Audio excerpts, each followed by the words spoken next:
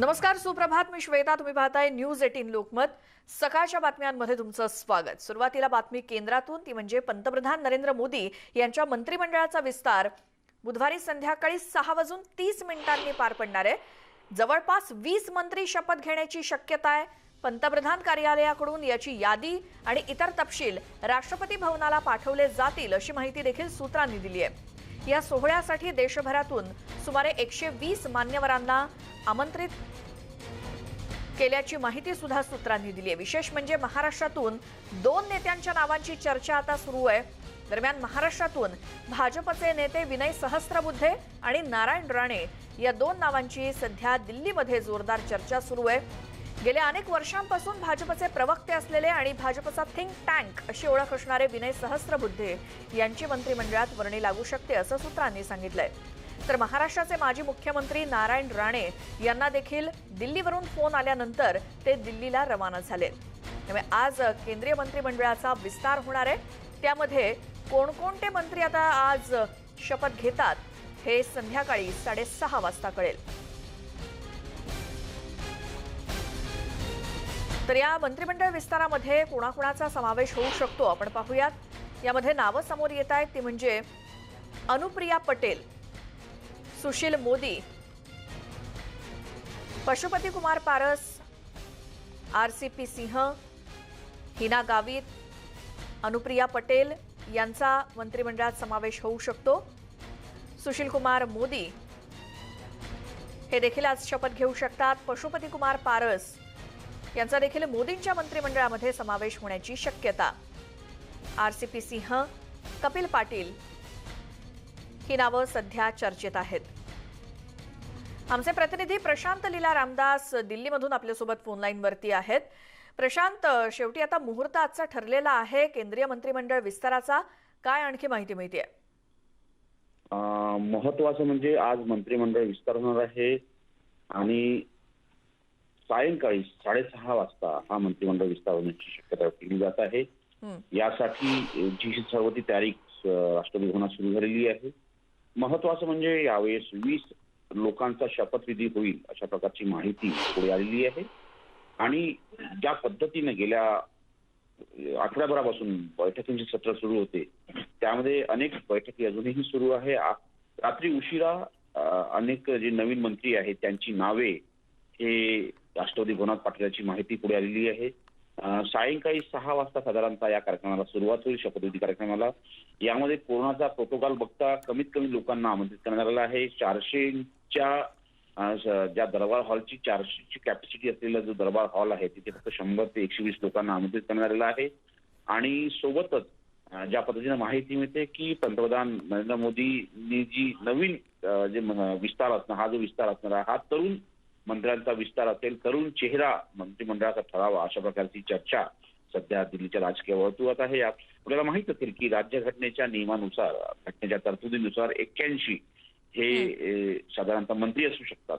सध्या घडीला 53च मंत्री आहेत. त्यामुळे साधारणतः 20 ते 23 मंत्री होण्याची शक्यता व्यक्त केली जात आहे. त्यापैकी 20 हे नवीन चेहरे असतील अशा प्रकारची चर्चा आहे. 20 लोकांचा शपथविधी होईल. आणि याशिवाय जर बघितलं आपण तर महाराष्ट्रातून नारायण राणे यांचं नाव सर्वात आघाडीवरती आहे. नारायण राणे यांना फोन करून महाराष्ट्रातून निमंत्रित करण्यात आलेलं आहे. ते काल दिल्लीत पोहोचलेले आहेत. काल दिल्लीत पोहोचल्यानंतर त्यांच्याकडे अनेक जे मंत्री आहेत त्यांचे शिवसहाय्यक किंवा मंत्री देखील पोहोचलेले आहेत. काल सायंकाळी उशिरा नितीन गडकरी यांचे शिवसहाय्यक तिथे पोहोचले होते. त्यांना मंत्रिमंडळाच्या विस्तारासंदर्भात तशी चर्चा झाली आहे. दुसरं नाव जे आहे ते कपिल पाटलांचं आहे. विनय सहस्त्रबुद्धे यांच्या नावाची चर्चा आहे. पण दुसऱ्या नावावरती अजूनही स्पष्टता आली नाहीये. पहिलं नाव अतिशय स्पष्ट झालेलं आहे नारायण राणे यांचं. त्यामुळे त्यांचं कुटुंबीय देखील दिल्लीत पोहोचलेलं आहे. बिलकुल. आणि प्रशांत, जशा नवीन मंत्र्यांची नियुक्ती होणार त्याचप्रमाणे काही मंत्र्यांना डच्चू सुद्धा मिळण्याची शक्यता आहे किंवा खातेपालट, त्या बद्दल काही कळतंय का? महत्वाचं म्हणजे यावेळेच्या मंत्रिमंडळ विस्तारामध्ये पंतप्रधान नरेंद्र मोदी यांच्या दुसऱ्या कार्यकाळातला हा पहिला विस्तार आहे. आणि यामध्ये जर बघितलं तर अनेक मंत्र्यांना डच्चू मिळण्याची शक्यता आहे. अनेक मोठे मंत्री देखील यांना डच्चू मिळेल. महाराष्ट्राचा जर विचार केला तर आपण संजय धोत्रे यांना या मंत्रिमंडळामधून उसरबांगडी होईल अशा प्रकारची चर्चा आहे. त्यांच्या आरोग्याच्या कारणास्तव त्यांनी खूप विनंती केली आहे पंतप्रधानांना की त्यांना संघटनेच्या कामात समाविष्ट करून घ्यावं आणि त्यानंतर ज्यावेळी चर्चा आहे की रावसाहेब दानवे यांची देखील नावाची चर्चा आहे, त्यांनाही गच्छंती करण्याची शक्यता व्यक्त केली जात आहे. याशिवाय अनेक महत्वाच्या मंत्र्यांना काल जसं सामाजिक न्याय राज्य मंत्री जे आहेत थावरचंद गहलोत यांना राज्यपाल नियुक्त करण्यात आलं आहे. त्यांनी विनंती केली होती की मला या संपूर्ण जबाबदारीतून मुक्त करावं. त्यानंतर त्यांना राज्यपाल नियुक्त केले पंतप्रधान नरेंद्र मोदी यांनी केंद्रीय मंत्रिमंडळाच्या शिफारसीनुसार. आणि याशिवाय इतरही अनेक मंत्री आहे, काही मोठे मंत्री असतील अशी शक्यता व्यक्त केली जात आहे. चर्चा राजकीय दिल्लीच्या वर्तुळात अशी आहे की अर्थमंत्री देखील चेंज होतील, अर्थमंत्री देखील बदलले जातील. त्यामुळे आज काय होतं हे पाहणं अतिशय महत्वाचं ठरणार आहे. बरोबर. आता राष्ट्रपतींकडे त्या संदर्भातली यादी गेलेलीच आहे. तुम्ही म्हणताय त्याप्रमाणे राष्ट्रपती भवनावर सगळी तयारी सुद्धा सुरू आहे. धन्यवाद प्रशांत तुम्ही दिलेल्या माहितीसाठी. आज संध्याकाळी ज्या वेळेला मंत्रिमंडळ विस्तार पार पडेल, मंत्री शपथ घेतील, त्यावेळेला आपल्याला कळेल कोणाकडे नेमकं कोणतं खातं सोपवण्यात आलेलं आहे, कोणाला मिळतोय डच्चू आणि कोणत्या मंत्र्यांची नव्यानं नियुक्ती होतीये. आता राज्यातल्या बातमीकडे वळूयात. परवासोबतच कालचा दिवस सुद्धा गाजला तो विधानसभेमध्ये झालेल्या अभूतपूर्व गोंधळावरून. काल ज्या आमदारांचं निलंबन करण्यात आलं होतं परवा, त्याच्या निषेधार्थ विरोधकांनी विधानभवनाच्या आवारातच अभिरूप विधानसभा भरवली आणि चक्क स्पीकर्स माईक घेऊन तिथे विरोधकांनी आपली मतं मांडली. मात्र एकीकडे विधानसभेचं कामकाज सुरू असताना दुसरीकडे तयार करण्यात आलेली ही अभिरूप विधानसभा उधळण्यात आली. पाहुयात नेमकं काल सकाळपासून काय काय आणि कसं कसं घडलं.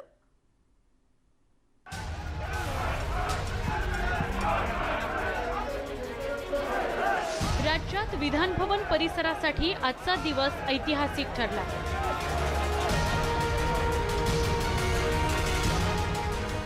एकाच वेळी अभिरूप विधानसभा आणि विधानसभा सगळ्या राज्यांनी पाहिली. त्याची सुरुवात सकाळपासूनच झाली. सकाळी 10:30 वाजता विधानभवनाच्या पायऱ्यांवर घोषणाबाजी करत अभिरूप विधानसभा सुरू करण्यात आली. सकाळी 11 वाजता अभिरूप विधानसभेत देवेंद्र फडणवीस यांनी मार्गदर्शन केलं. या ठिकाणी आमदार त्यांचं मत मांडतील असं देवेंद्र फडणवीस यांनी सांगितलं. या सरकारच्या विरोधात मी आपल्याला विनंती करतो की आपण या प्रस्तावावर चर्चा सुरू करावी. आता सध्या काय चालू आहे ज्या प्रकारे या सरकारचा कारभार चाललाय त्या संदर्भात अनेक सदस्यांना अध्यक्ष महोदय या ठिकाणी आपलं म्हणणं मांडायचं आहे. सकाळी 11 वाजता अभिरूप विधानसभा सुरू असतानाच विधानसभेचं कामकाज सुरू झालं. नरहरी झिरवळ यांनी कामकाज सुरू केलं. 20 या वर्षाचे विनियोजन लेखा अहवाल 3 वित्तीय लेखा अहवाल खंड 1 व खंड 2 सभागृहासमोर ठेवण्यात आला. सकाळी 11:22 भास्कर जाधव यांनी अभिरूप विधानसभेवर आक्षेप घेतला. पण त्यांच्यासमोर स्पीकर आहे, त्यांच्यासमोर माईक आहे, स्पीकरवर भाषण चालले आहेत अध्यक्ष महोदय. आज सगळ्यात अशा प्रकारची कृती मी कधीही पाहिलेली नाही. मी पुन्हा एकदा सांगतो, माझं काही जर चुकत असेल तर मला दुरुस्त करा. सकाळी 11:30 वाजता भास्कर जाधव यांना दिल्या जाणाऱ्या धमक्यांचा मुद्दा नवाब मलिक यांनी उपस्थित केला. सन्माननीय भास्कर जाधव साहेबांना धमक्या येत आहे. त्यांच्या ट्विटरच्या माध्यमातून, सोशल मीडियाच्या माध्यमातून काही त्यांच्या बाबतीत वेगळं काहीतरी भूमिका लोक घेत आहे. तर त्यांना संरक्षण देण्याबाबत काय करता येईल ते आपण विचार करावा, ही आपल्याला मी विनंती करतोय. सकाळी 11:35 सभागृहाच्या बाहेर अधिवेशन चालवणं हा सभागृहाचा अवमान असल्याचं नाना पटोले म्हणाले. अध्यक्ष महाराज, या पद्धतीचं समजा सभागृहाच्या बाहेर पॅरलल विधानसभा चालवणंच खऱ्या अर्थानं तोच एक या सभागृहाचा अवमान आहे. सकाळी 11:46 अभिरूप सभागृह प्रकरणी कारवाईची मागणी पृथ्वीराज चव्हाण यांनी केली. सभागृह चालू आहे, माईक चालू आहे, संबंध राज्यातला मीडिया तिथे त्या ठिकाणी ते सभेचं चित्रीकरण करतोय आणि लाईव्ह टेलिकास्ट चाललेला आहे. आपल्याला जर हे काय बंद करण्यामध्ये काही वेळ लागणार असेल, अडचण येणार असेल, तो पण आपलं सभागृह आपण थांबूया. हे काय चाललेलं अध्यक्ष महोदय, आपला हा इतका मोठा अवमान आहे. सकाळी 11:49 कामकाज सुरू असताना झिरवळ यांच्या जागी भास्कर जाधव स्थानापन्न झाले. दुपारी 12:11 पायऱ्यांवर माईकचा वापर करणाऱ्यांवर कारवाई करण्याची मागणी जयंत पाटील यांनी केली. अध्यक्ष महोदय, कधीही आम्ही पायऱ्यांवर बसलेलो आहे, घोषणा दिलेल्या आहेत, परंतु माईकचा वापर करण्याचं धारिष्ट्य कुणी केलेलं नाही आणि त्यामुळे अध्यक्ष महोदय त्यांच्यावरही कारवाई व्हावी अशी माझी आग्रहाची मागणी आहे. दुपारी 1:05 अभिरूप विधानसभेतील स्पीकर आणि माईक जप्त करण्यात आले. दुपारी 1:30 वाजता स्पीकर आणि माईक जप्त करण्याचा देवेंद्र फडणवीस यांनी निषेध केला. आणीबाणी लावण्याचा प्रकार सुरू असल्याचा आरोप त्यांनी केला. अभिरूप विधानसभेतून मार्शल्सनी मीडियाला दूर केलं. आज महाराष्ट्राच्या विधिमंडळामध्ये सत्तारूढ पक्षाच्या वतीनं एक काळा अध्याय लिहिला गेलाय आणि या महाराष्ट्रात आणीबाणी लावण्याचा प्रकार हा सुरू केलेला आहे. आम्ही शांतपणे निदर्शनं करत असताना मार्शल पाठवून ज्या प्रकारे पत्रकारांना तिथनं हाकलण्याचं काम केलं, पत्रकारांचे कॅमेरे छीनण्याचं काम केलं, एक प्रकारे लोकशाहीची हत्या चाललेली आहे. दुपारी 3:35 अभिरूप विधानसभेचं कामकाज संपलं. दुपारी 3:54 विधानसभेचं कामकाज संपल्याचं जाहीर करण्यात आलं. सभागृह आणि सभागृहाच्या बाहेर झालेले आरोप प्रत्यारोप, निलंबनाची कारवाई आणि अभिरूप विधानसभा यामुळे 2 दिवसाचं अधिवेशन चांगलंच गाजलं. Bureau report, news 18 Lokmat. त्यामुळे अधिवेशनाचे दोन्ही दिवस हे वादळीच ठरले. आता पुढची बातमी अशी आहे की गेल्या काही दिवसात राज्यामध्ये भाजप आणि शिवसेनेची जवळीक वाढत असल्याची चर्चा होती. भाजप आणि शिवसेना या दोन्ही पक्षातील नेत्यांना एकमेकांना मित्र म्हटलं होतं. त्यानंतर वेगळीच राजकीय चर्चा रंगू लागली होती. आता शिवसेना पक्षप्रमुख आणि राज्याचे मुख्यमंत्री उद्धव ठाकरे यांनी यावरती स्पष्टीकरण दिलंय. शिवसेना आणि भाजपमधली जवळीक याबाबत मुख्यमंत्री उद्धव ठाकरे यांना पत्रकारांनी विचारलं असता कुठेही जात नसल्याचं त्यांनी सांगितलं.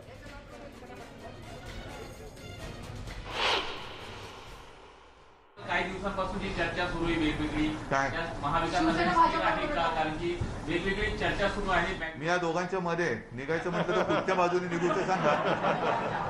चर्चा सुरू झाली आहे की तुमची जी पंतप्रधानांबरोबर भेट झाली त्यानंतर तुमची आणि भाजपाची जवळीक वाढलेली आहे आणि काहीतरी होऊ शकतं भविष्यामध्ये आणि हे सरकार. अहो 30 वर्ष एकत्र राहून काही नाही झालं तर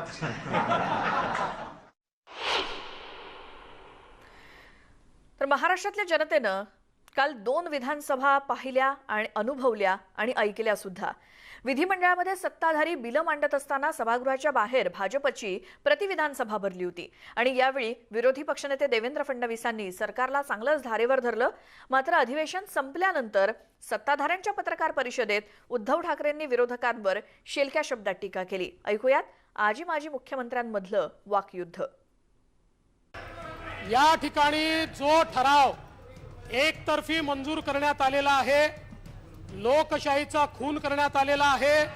विरोधी पक्षाला अध्यक्ष महोदय जाणीवपूर्वक विरोधी पक्षाचा नंबर कमी करण्याचा प्रयत्न आहे. आम्ही सातत्याने सरकारवर हल्ला करतो, त्यामुळे आमचा नंबर कमी करण्याचा प्रयत्न आहे. अध्यक्ष महोदय, आम्ही अशा प्रकारे या मुस्कटदाबीला सहन करणार नाही. आम्ही कामकाजावर या ठिकाणी बहिष्कार टाकतो. अध्यक्ष महोदय, उत्कृष्ट संसदपटू हे एक परिमाण आपण ठरवल्यानंतर हल्ली जे काय चाललेलं आहे ते बघितल्यानंतर एकूण कामकाजाचा दर्जा हा उंचवण्याकडे आपला कल आहे की खालवण्याकडे आहे. तर मी नक्कीच म्हणेन की दर्जा खालावत चाललेला आहे. सगळं त्यांनी करायचं आणि आम्ही मात्र इथे वसुल्या करायच्या. वसुल्या एकेका खात्यामध्ये काय चाललंय, काय काय वसुल्या चालल्यात. खरं म्हणजे जर ह्याचं हे 100 कोटीचं एक टार्गेट तुम्हाला दिसलं, बाकीच्यांचं टार्गेट जर तुमच्या समोर आलं, प्रत्येक विभागातला वाझे जर समोर आणला ना, तर या सरकारमध्ये काय चाललंय 2020ची मॅच आहे. जर आमच्यावरती आज आरोप झाले की लोकशाहीचा गळा दाबला, लोकशाहीला काळीमा लावला, मग त्यांच्याकडनं जे काही दबावाचे तंत्र येत आहेत, ईडी सीबीआय वगैरे, हे काही लोकशाहीला पांढरा रंग मारण्याचं काम सुरू आहे का? जे काम तुम्हाला सभागृहात जमत नसेल तर तुम्ही तसं सांगा की आम्हाला ह्या सरकारला तोंड देणं कठीण होतंय, म्हणून आम्ही आमच्या अधिकाराचा गैरवापर करून ह्याला दबावाखाली आणतोय असं जाहीर करा. तर काल खोटे आरोप लावून आमच्या 12 लोकांना सस्पेंड केलाय. 100% खोटे आरोप आहेत आणि सभागृहाच्या खुर्चीवर बसून खोटं बोलण्याचं काम चाललेलं आहे. आणि आज शांतपणे आमचं या ठिकाणी प्रतिअधिवेशन सुरू होतं, परंतु त्या ठिकाणी मार्शल पाठवून आणि पुन्हा एकदा पत्रकारांवर दंडुलेशाही करण्याचा प्रयत्न केलाय. काल जे काही दृश्य पाहायला मिळालं, खरोखर शर्मेने मान खाली जावी असंच ते दृश्य होतं. आणि जबाबदार पक्षाकडनं हे घडलं. जो काही विषय तर तुम्ही बोलता विचारला की तिकडे 12 होत नाहीत म्हणून आम्ही 12, असं नाही. हे आम्ही घडवलेलं नव्हतं, त्यांना काही आम्ही काही टोचलं नव्हतं. पण वेडवाकडं वागायचा, आरडाओरडा करायचा ही लोकशाही नाहीये. ती लोकशाही असेल तर ती रस्त्यावरती करण्याचा तुमचा अधिकार आहे.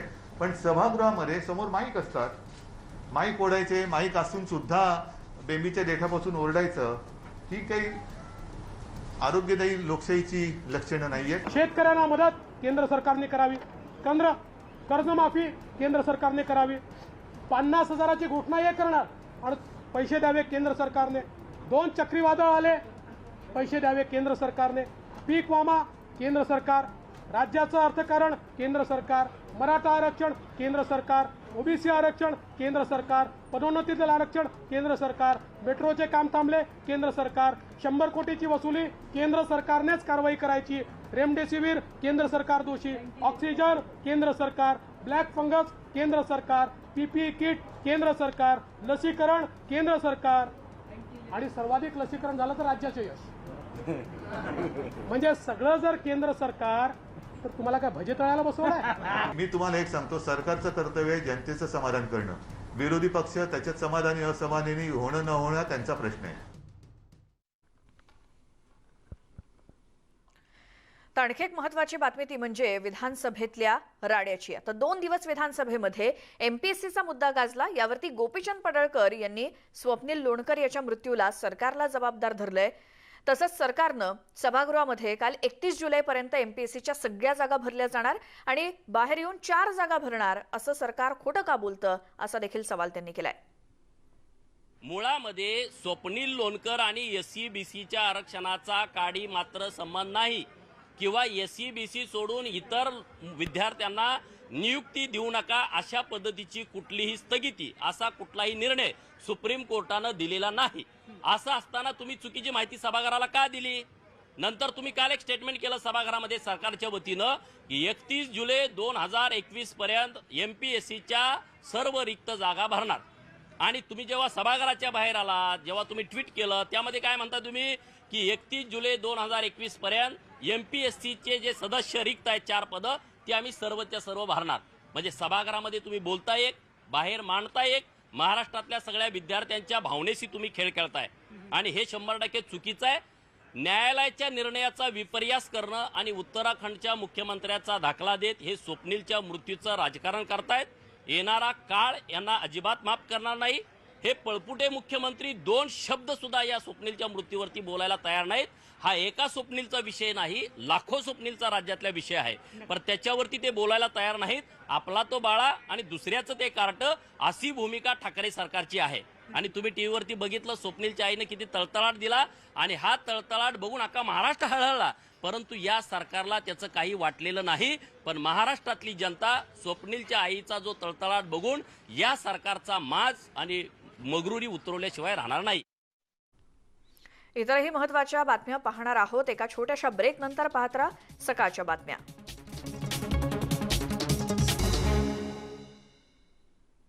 ब्रेकनंतर स्वागत. पुढची बातमी अंबरनाथमध्ये कर्णकर्कश आवाज करणाऱ्या हॉर्न आणि बुलेटच्या मॉडिफाय सायलेन्सरवर रोड रोलर फिरवण्यात आला.